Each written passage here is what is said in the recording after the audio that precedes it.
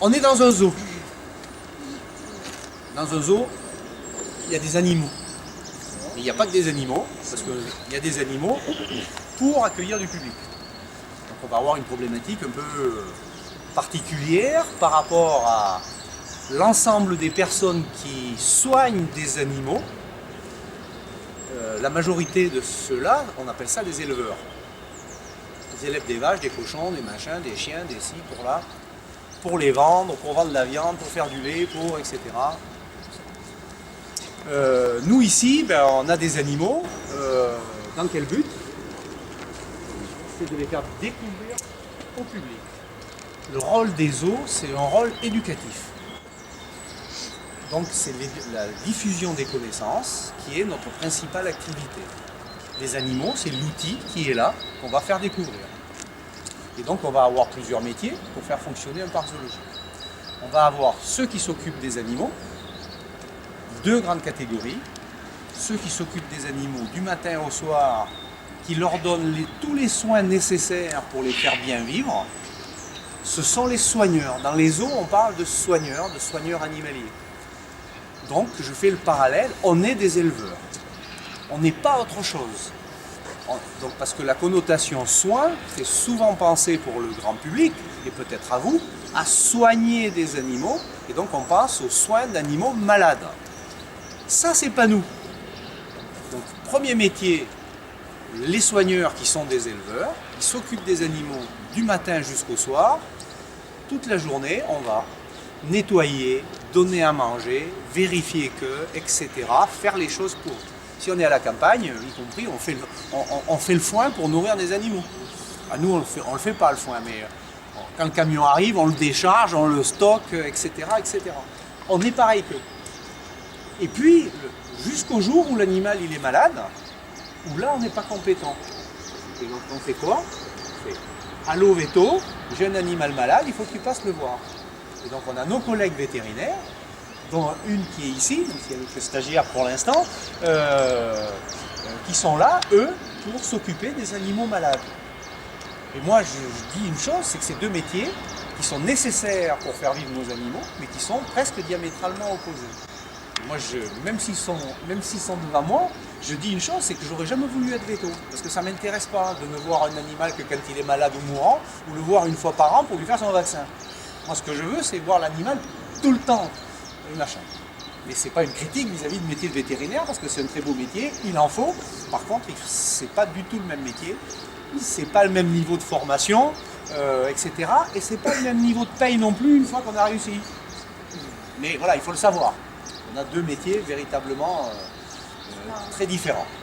Donc, jusque-là, je suis clair? Oui. Très bien. Alors, soigneur dans un zoo. Je vais vous montrer un peu toutes les facettes de ce métier. Qu'est-ce qu'on fait? Je vais vous décrire un peu une journée type de soigneur. Et puis, je vais vous parler un petit peu de l'évolution du métier dans le temps.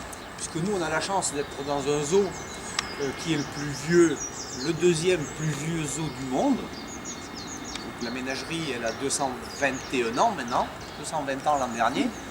C'est énorme. Et donc, on a vu à la ménagerie, plus qu'ailleurs, les évolutions, à la fois de la présentation des animaux, mais l'évolution aussi du métier de soigneur. D'accord ? Alors, le soigneur, je vous ai dit tout à l'heure, c'est celui qui s'occupe des animaux de A à Z, tant qu'ils sont bien portants. Alors, ça consiste à quoi? Le matin, le soigneur, quand il va arriver, on lui a confié un certain nombre d'animaux, il en a la charge. Donc il va, le matin en arrivant, son premier travail, après avoir vu les recommandations de la journée, pris ses outils de travail qui sont son trousseau de clés, qui lui permet d'accéder avec les animaux, etc. Le talkie-walkie qui va bien, pour pouvoir communiquer entre soigneurs, etc. Appeler le veto si besoin, etc. Le premier quart d'heure du matin, c'est quelque chose de très important. Il va faire l'inventaire de son cheptel. Donc, il va voir tous ses animaux. Il va vérifier s'ils sont en pleine forme, s'ils vont bien, s'il n'y a pas de comportements anormaux, s'il n'y a pas de petits signes qui vont alerter sur un problème sous-jacent qui pourrait devenir grave si on ne le traitait pas rapidement. Et dans un parc zoologique, puisqu'on travaille avec des animaux sauvages, c'est encore plus important que quand on travaille avec des animaux domestiques. Parce que l'animal domestique, l'animal de compagnie, on le prend sous le bras, on regarde, on lui touche le front, on regarde s'il a de la fièvre. L'éleveur à la campagne, il va au milieu de son troupeau de vaches, en principe, parce que maintenant elles sont de plus en plus sauvages, et il a du mal à les approcher, mais en principe c'est ça, c'est plus facile. Nous, on ne peut pas, c'est des animaux qui restent sauvages. Quand on travaille avec des orang-outans, quand on travaille avec des fauves, on ne peut pas les approcher directement. Donc, le soigneur doit connaître sur le bout des doigts ces animaux pour pouvoir déceler la petite anomalie dans son comportement qui va faire penser qu'il peut avoir un problème. Et il faut le deviner le plus tôt possible, parce que si on attend que l'animal ait développé la maladie, qu'il soit à moitié HS, qu'il soit fiévreux, le vétérinaire va être embêté, parce que là on va dire, ah ben non, il est trop affaibli, il est trop malade, je ne peux même pas lui faire une anesthésie pour aller le voir. Et donc du coup on est embêté. Donc voilà, il faut le faire le plus tôt possible. Donc le matin, cette observation des animaux pour en déceler tout ce qui peut aller mal, mais voilà. Donc on va voir s'il n'y a pas de mort, on va voir s'il n'y a pas de blessés, on va voir si tout va bien. Et en même temps, on va vérifier toutes les installations. On va vérifier si pendant la nuit, il n'y a pas eu des gens qui sont venus faire les couillons et qui ont fait des déprédations quelconques. Ça arrive, malheureusement, on est en ville, et puis voilà. De temps en temps, ça nous arrive. On va vérifier qu'il n'y a pas de fuite d'eau, que les chauffages marchent bien, etc. Tout ça. Et on va faire un rapport, j'allais dire, au chef soigneur que je suis, qui tous les matins va passer dans tous les secteurs pour demander est-ce que tu as quelque chose à signaler. Voilà. Moi, dans la foulée derrière, je vais noter tout ça, tout ce qui est besoin de réparation, une ampoule qui a claqué, un chauffage qui ne marche pas, une fuite d'eau, un bout de grille qui commence à être un peu détérioré. Je vais aller demander au service à un autre métier, c'est les corps de métier qui sont là pour réparer, et je vais leur dire ce qu'il y a à faire dans la journée.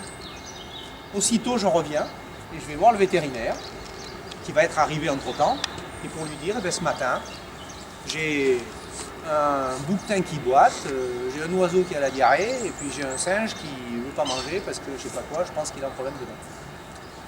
Voilà, tac, pour aujourd'hui c'est ça. Et puis après, on va décider d'aller faire les soins avec les vétérinaires.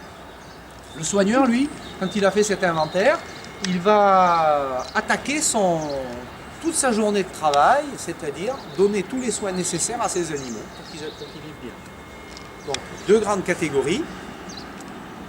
Nourriture et donner à boire, préparation de la nourriture, préparation des gamelles, distribution des gamelles, etc. Vérifier que tout le monde mange bien, vérifier que tout le monde a bien à boire, que c'est propre, qu'ils ont de l'eau propre, etc. Donc ça, c'est indispensable et on ne peut pas s'en passer. Deuxième grand chapitre, nettoyage des enclos, des cages, désinfection, etc. Nettoyer les carreaux, les vitres et tout ça pour que les animaux se portent bien et ne soient pas dans la saleté toute la journée. Et deuxièmement, que le public puisse voir nos animaux dans de bonnes conditions, avec des vitres qui sont propres, des enclos qui soient bien propres. Et de ça dépend un peu notre renommée, entre guillemets, d'un zoo bien tenu. D'accord ? Ça, c'est les deux éléments qui sont indispensables, sur lesquels on ne peut pas faire de sacrifice et qu'on ne peut pas s'en passer. On ne peut pas dire une journée, non, ça je ne le fais pas, je le ferai demain. Ça, c'est pas possible. Donc ça, on fait ça. Et puis, il y a 40 ou 50 ans, je dis ce moment-là, parce que c'est au moment où je suis arrivé à la ménagerie, il y a 40 ans que je travaille là. Bravo. Quand on avait fait ces deux actions de soigneur, en fait, on avait fini notre travail. L'animal, on avait tout nettoyé, tout était propre, il avait eu à manger et à boire, c'était bon, on pouvait partir. On ne nous en demandait pas plus. C'est-à-dire là, vous avez terminé votre travail. Il y a quelques années de ça, une fois que les animaux avaient à manger et à boire, une fois qu'on avait nettoyé tous les enclos, etc., on avait fini notre travail. Le soir, on faisait un petit tour pour vérifier que tout le monde allait bien, et c'était bon. Et puis petit à petit, les choses ont évolué.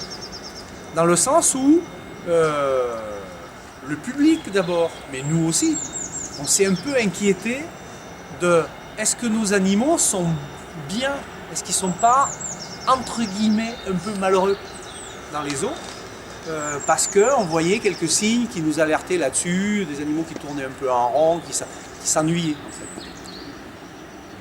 Donc pendant très longtemps, tout le monde s'en fichait. Ils étaient là, on les regardait, on en rigolait, et puis c'était bon. Et puis petit à petit, il y a eu une prise de conscience que l'animal est un être vivant comme nous. C'est d'ailleurs il a fallu attendre quand même cette année pour qu'il change de statut, entre guillemets, qu'il passe du statut d'objet au statut d'être vivant. Donc ça change un peu les choses, mais c'est la concrétisation législative, j'allais dire, d'un changement de statut de l'animal, qui est une prise de conscience, nous les humains, que ces animaux, il faut s'en occuper mieux qu'on ne le faisait jusque-là.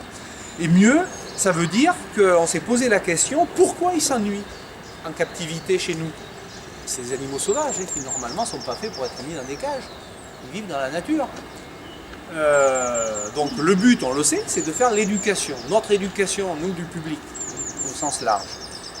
Mais pour ça, il n'y a pas de raison de, entre guillemets, de les maltraiter, ça c'est sûr, donc on ne les maltraite pas, mais aussi, quand on voit un animal qui s'ennuie, on se pose la question pourquoi. Donc il a fallu un moment pour comprendre quelles étaient les raisons qui faisaient que la captivité générait des problèmes de ce type.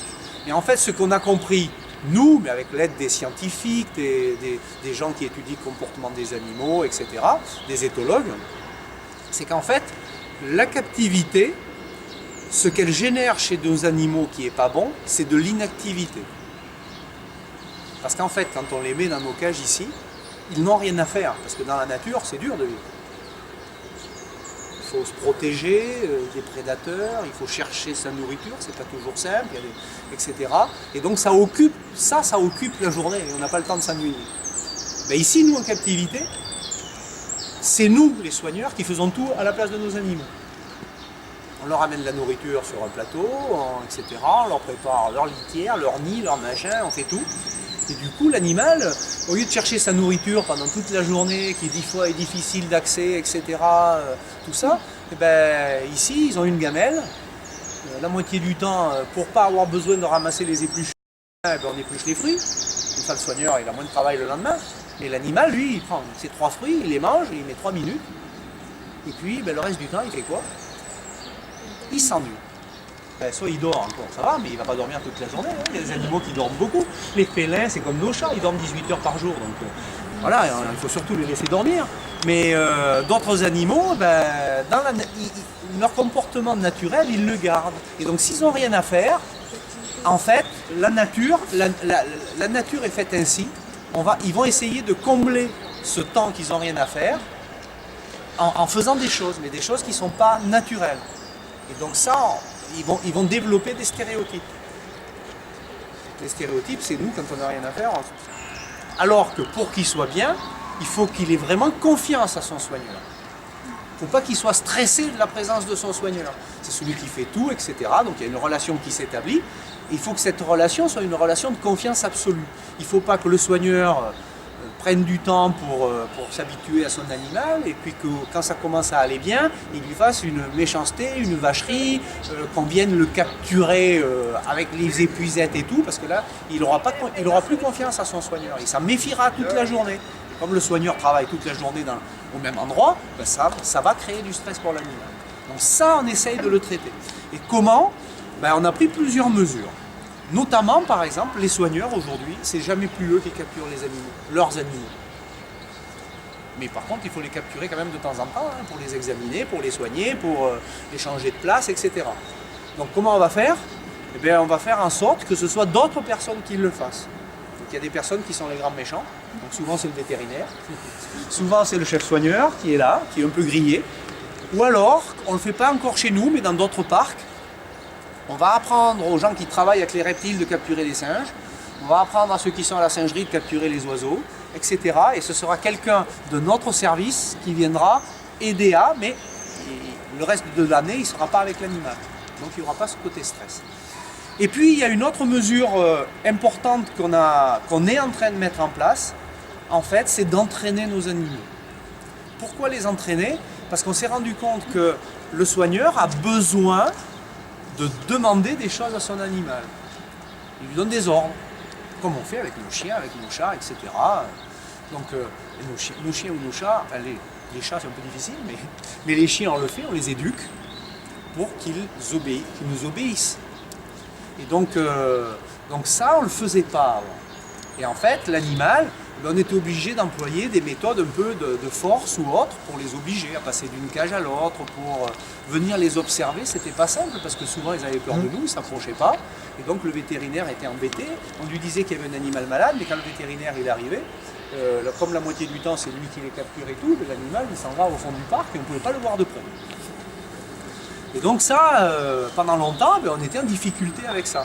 Et puis l'animal, des fois, il en jouait. Hein. L'orang-outan, quand on lui demande de passer d'une cage à l'autre, qu'il faut qu'il passe sous la trappe pour qu'on ferme la porte derrière, il disait toi tu veux, mais moi je veux pas, et puis ça te fait gueuler, mais tant mieux, moi ça m'amuse. Et donc au bout de 5 minutes où le fauve il ne répond pas à la sollicitation, l'intonation de la voix du soigneur elle commence à changer.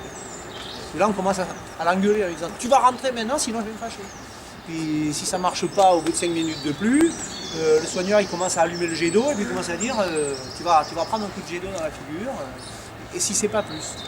Donc voilà, il pouvait y avoir, pas tout le temps, mais il pouvait y avoir des sources de conflits importants entre le soigneur et l'animal. Et ça, on va essayer de l'empêcher complètement parce que c'est une source de stress pour l'animal et pour le soigneur aussi d'ailleurs. Et donc on va essayer d'entraîner nos animaux.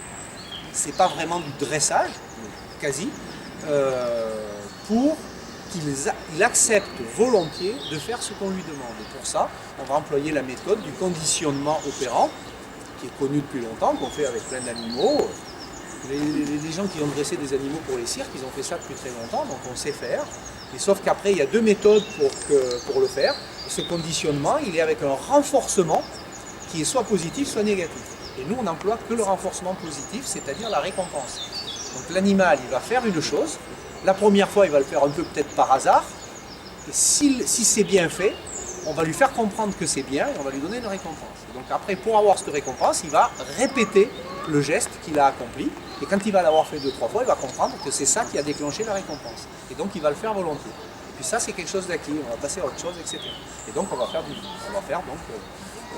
dressage. Et notre animal, grosso modo, il va être bien entraîné. Et donc, du coup, il va répondre facilement aux ordres qu'on nous donne. Et on va avoir fait baisser complètement la source de stress pour nos animaux. D'accord ? On va passer voir les orangs-outans parce qu'ils vont avoir fini de...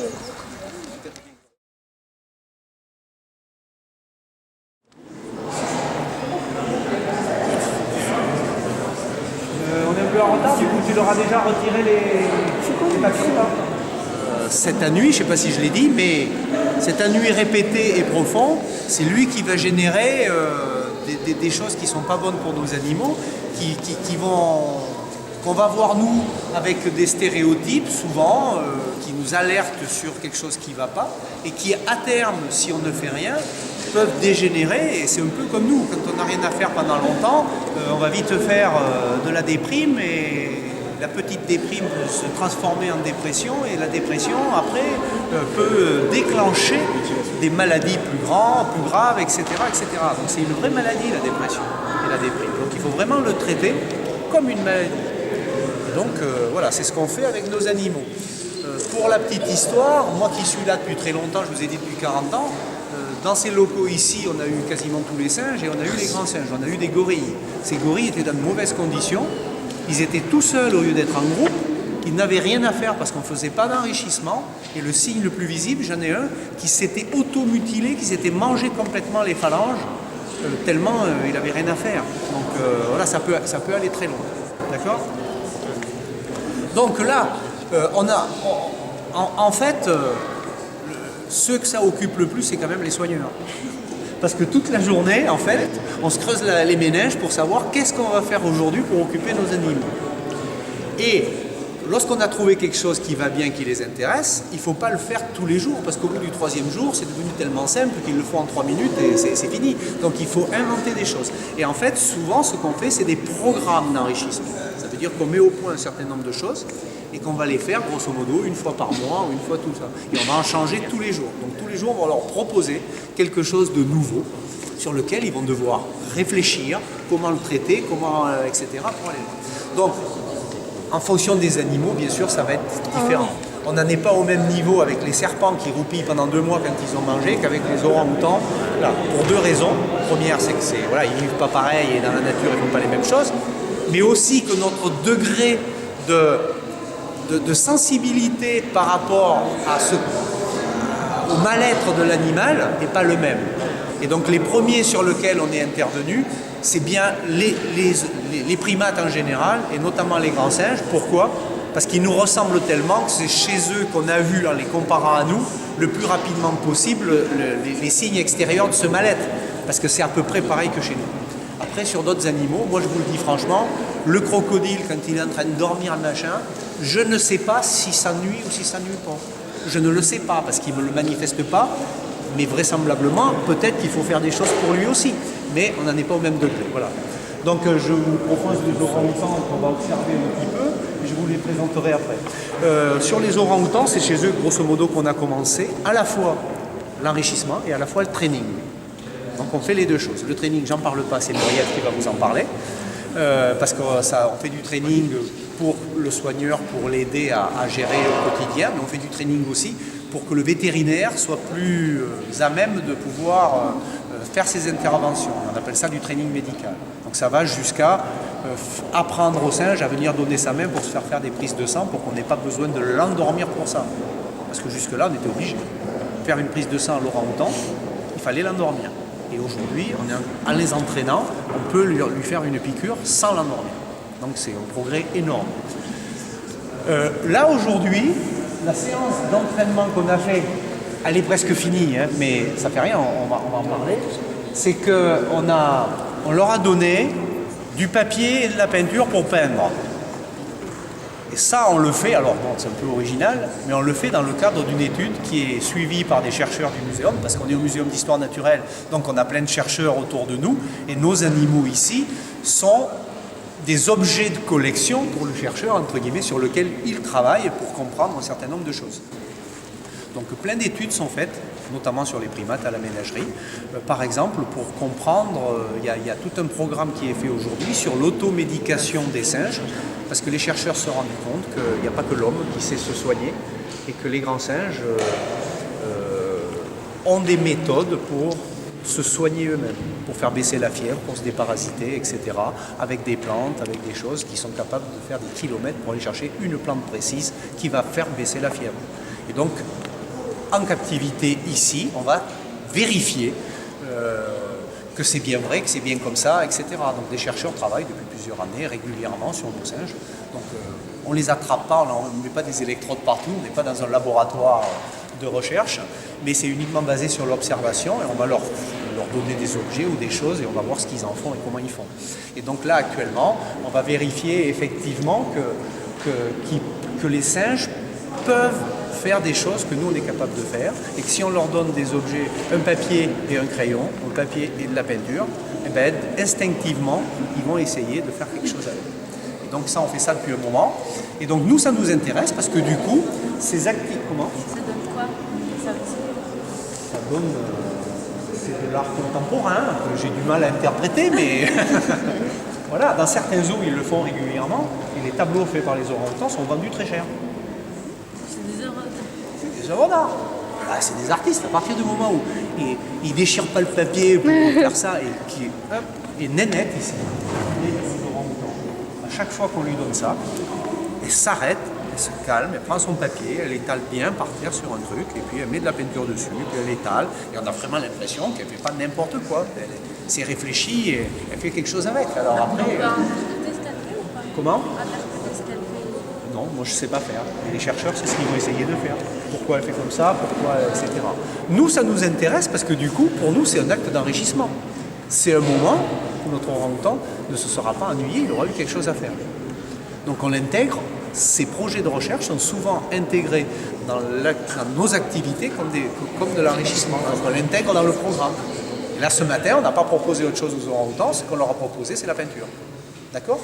En sortant, vous regarderez sur la gauche, il y a un panneau explicatif où on explique justement le phénomène de l'enrichissement et on donne quelques exemples d'objets, de choses. Un dernier exemple, dans la cage de droite, là, à gauche du poteau, là, il y a une espèce de petit tonneau qu'on a fabriqué en ciment. En fait, c'est ce qu'on a voulu faire, c'est une termitière. Donc ça ressemble pas trop à une termitière, mais c'est comme ça. C'est nous qui l'avons fabriqué. Il fallait que ce soit très solide.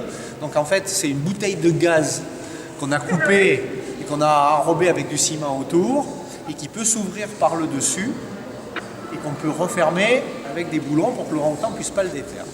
Et en fait, on a fait l'équivalent d'une termitière, c'est-à-dire qu'on a accès à l'intérieur uniquement par des petits trous, comme une termitière dans la nature. Et on sait que dans la nature, les grands singes passent du temps pour essayer d'aller chercher des termites. Et qu'ils utilisent donc des outils pour ça, parce qu'ils ne peuvent pas le faire autrement. Donc ils fabriquent des outils. Donc ils vont prendre une branche, mais c'est pas, on ne prend pas une branche et le machin.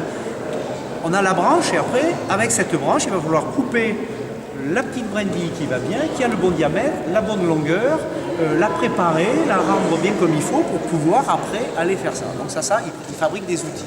Et donc là, on se sert de comportement naturel et on leur fait l'équivalent d'une termitière. Donc dans cette termitière, on peut mettre ce qu'on veut. On ne met pas obligatoirement des termites parce que si on les lâchait dans Paris, ce serait pas bien.